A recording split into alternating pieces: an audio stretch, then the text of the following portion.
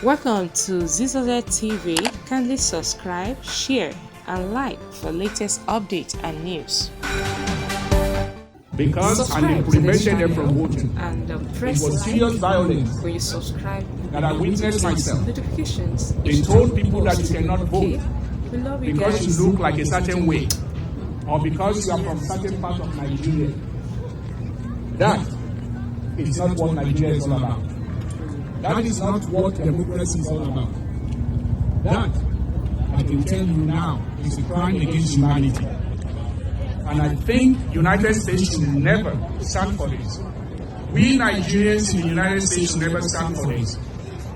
The reasons why most of us voted, because I was doing some work trying to convince people to vote for Labour Party in Badagry West. And they were telling me, regular people were telling me, they said our votes never counted in the past. Why should we vote now? And I told them, I said, oh, don't worry. INEC said they have beavers. And if you got beavers, that same beavers will transmit, the results electronically. I was wrong. On February 25th, serving as a polling unit officer, I saw that the beavers was never used. Yes, they fill out the forms and everything, but no transmission was done. None. Not in the Badagry West, where I serve as a polling unit agent. I just want to let you know that. Not only that, we find out on the night while we were still doing collation and some of our polling unit agents were sleeping at the collation center that the result for presidential election that was supposed to happen, uploaded by beavers, going into the IRF, we find out that only the results for the other votings and elections, except for the presidential, were loaded. The result for presidential election was never uploaded. Yet, Mahmoud Yakub with INEC went ahead and declared somebody a presidential candidate while we were still having problem uploading the result from the presidential elections. So, what we had was just a selection.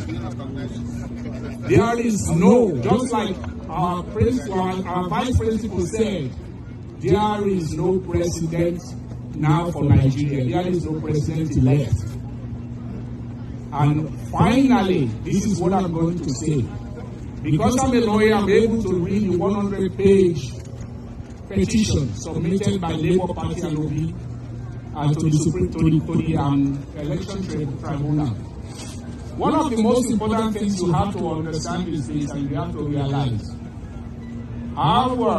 the person they select as the current president for Nigeria does not meet the constitutional requirements. Let me say that again. He does not meet the constitutional requirements. His vice president does not meet the constitutional requirements.